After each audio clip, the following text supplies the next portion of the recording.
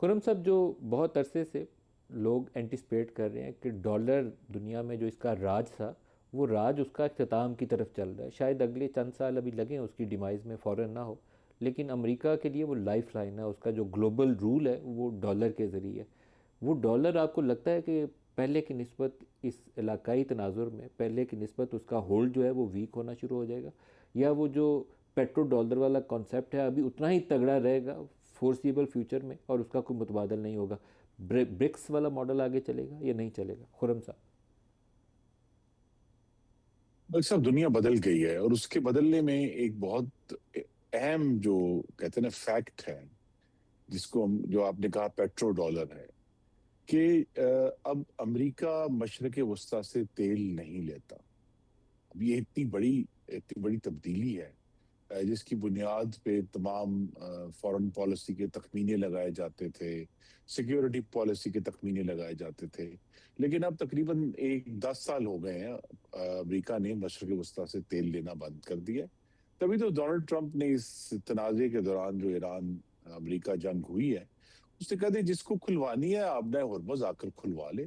اس کا مطلب ہے کہ امریکہ اس کو کھلوانے کے لیے، یا اور کھلوانے کے بعد کھول کر رکھنے کے لیے، اپنے انہی عسکری اور انسانی وسائل استعمال کرنے کے لیے تیار نہیں ہے. آج بھی تیار نہیں ہے. اب یہ ایک شفٹ ہے. اس کا مطلب یہ ہے کہ اب جو آپ نے جس کا جو کہ برکس کا ذکر کیا اور ڈالر کا ذکر کیا، اب اگر جو عرب ممالک کا تیل ہے اور ایران کا جو تیل ہے، اگر اس کا سب سے بڑا خریدار چائنا ہے، اور چائنا جو ہے ان کو کنونس کرتا ہے کہ بھی ہمیں آلریڈی ایران تو جو ہے وہ چائنیز کرنسی میں ہی ڈیل کر رہا ہے، تو اگر جو ہے وہ باقی ممالک کو بھی جن کا اب امریکہ کے ساتھ آپ دیکھیے ایک خلیج آ گئی نا، کہ ایک طرف یہ عرب ممالک جو ہیں ان کا سب سے بڑا جو سیکیورٹی پارٹنر ہے وہ امریکہ ہے، لیکن ان کا سب سے بڑا خریدار جو ہے وہ چائنا ہے. تو اب زیادہ دیر نہیں ہے کہ جہاں اس کے خریدار ہوں گے ان کی سیکیورٹی انٹرسٹ بھی ادھر ہی شفٹ ہوں گے. اس میں ظاہر ہے یہ ایک کچھ دیر کا متقاضی ہے یہ سارا عمل. دوسرا ایشو یہ ہے کہ جو پیٹرو ڈالر کا، یہ بھی ہمیں جو کہ ہم سارے اس میں جو ہے بڑے ہوئے ہیں اس کو دیکھتے ہوئے، لیکن یہ بھی کوئی بہت پرانی چیز نہیں ہے پیٹرو ڈالر کے جی. جو آئل کی ٹریڈنگ ہے وہ صرف یو ایس ڈالر میں ہوگی. تو لہٰذا یہ اب وقت کے ساتھ اکانومی میں جو تبدیلیاں آ رہی ہیں، آپ نے ریئر ارتھ میٹلز کا ذکر کیا. اب امریکہ میں ایک بحران ہے کہ ایک جو ریئر ارتھ ہے جسے سمیریم کہتے ہیں، اب وہ سمیریم جو ہے جو ان کو بوئنگ کو چاہیے اپنے جہاز بنانے کے لیے، اور ان کے جو جنگی جہاز بنانے والے مینوفیکچرر ہیں ان کو سمیریم نہیں مل رہا بڑے عرصے سے. وہاں ایک بحران ہے، اور یہ آئی تھنک ڈسکشن ہوگی کہ جو ہے صدر ٹرمپ جا کر بات کریں گے.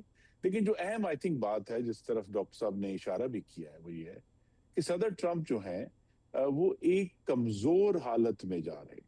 اور وہ کمزور حالت صرف ایران جنگ کی وجہ سے نہیں ہے، اس کی یہ بھی وجہ ہے کہ انہوں نے ان کی جو اکنامک پالیسی تھی صدر ٹرمپ کی، جو کہ پوری ٹیرفز پر بیس تھی، یو ایس سپریم کورٹ نے اٹھا کر اس کو باہر پھینک دیا. اور اب وہ دوبارہ کوشش کر رہے ہیں. انہوں نے جو 10% کا یونیفارم ٹیرف لگایا تھا اس کو بھی ایک جو فیڈرل کورٹ ہے اس نے اٹھا کر باہر پھینک دیا کہ صدر کو تو یہ اتھارٹی ہے ہی نہیں ہے ٹیرفز لگانے کی. تو وہ جو ہے بہت اب کوشش کر رہے ہیں کہ یہ کسی طرح کوئی آئینی قانونی طریقے سے میں وہ طاقت واپس لے لوں، لیکن وہ طاقت ان کے ہاتھ سے نکل گئی. اب چائنا کو یہ بات معلوم ہے کہ صدر ٹرمپ جو ہیں وہ جو رینڈملی اور اپنی مرضی سے صبح اٹھ کے ٹیرف لگا دیتے، اب وہ نہیں لگا سکتے. تو ایک زیادہ کانفیڈنٹ چائنا ہے اور کم کانفیڈنٹ امریکہ ہے، جن کی سمٹ اس وقت بیجنگ میں ہو رہی ہے. خرم صاحب، لیکن دو چیزیں ہو گئی نا پھر. ایران وار میں اب ایران کو پتہ ہے کہ 40 دن امریکہ اور اسرائیل نے جتنی بمباری کرنی تھی کر لی، لیکن ابھی بھی وہ سانس لے رہے ہیں. انہوں نے ہاتھ کھڑے نہیں کیے، سرنڈر نہیں کیا. انہوں نے بہت تکلیف اٹھائی، بہت جانیں دی، مالی نقصان اٹھایا، لیکن دے سروائیوڈ.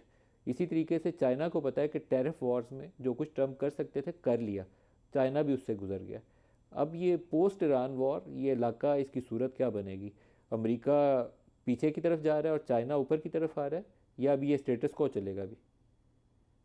جی نہیں، یہ اس میں امریکہ پیچھے کی طرف جا رہا ہے، کیونکہ یہ جو جنگ ہوئی ہے، ویسے تو امریکہ کے پاس دنیا کے جدید ترین اور مہلک ترین ہتھیار ہیں، لیکن دیکھیے نا 3 خبریں آئی ہیں اس پچھلے ہفتے میں ایک تو واشنگٹن پوسٹ نے یہ ریویل کیا کہ امریکہ کے بیسس کو بہت نقصان پہنچایا ہے، یعنی سینکڑوں بلڈنگ، آئی تھنک غالباً 218 کا نمبر انہوں نے دیا، کہ وہ جو چھپا کر رکھی ہوئی تھی خبریں کہ جو امریکہ کے بیسس تھے مشرق وسطیٰ میں، ایران ان پر حملہ آور ہوا اور کامیابی سے حملہ آور ہوا، نمبر ون۔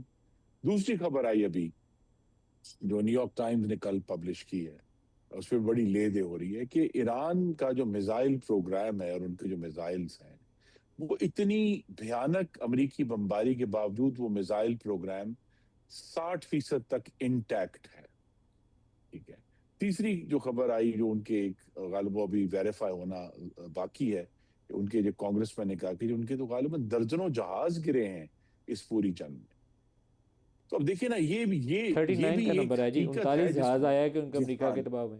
39 کا نمبر ہے، وہ بھی ویریفائی ہونا ہے۔ اب دیکھیے نا، یہ چیزیں جو چائنا کا ایک جہاز صرف انٹیلیجنس گیدرنگ کے لیے وہاں کھڑا تھا گلف میں، یہ بات ان کو معلوم ہے کہ امریکہ جو ہے وہ اگر اس نے کمٹ بھی کیے ہیں اپنے ہتھیار یا اپنے لوگ جو ہیں، لیکن وہ فل فورس کے ساتھ ایران پر حملہ آور ہونے کے لیے تیار نہیں تھا اور نہ تیار نہیں ہے، بلکہ ایک 10 دن پہلے تو انہوں نے اپنا جو ایک تیسرا ایئر کرافٹ کیریئر تھا وہ وہاں سے ودرا کر لیا۔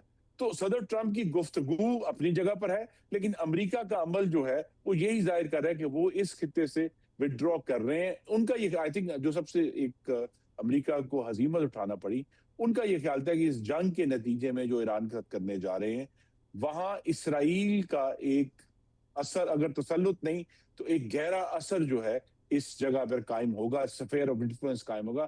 اس میں وہ ناکام ہوا ہے، اور وہ جو ناکامی ہے جو سفیر آف انفلوئنس ہے، چلے پاکستان کا ہم سفیر آف انفلوئنس نہیں کر سکتے، لیکن پاکستان کو کانسیکوینٹلی اس بیلنس میں پاکستان کا فائدہ ہوا۔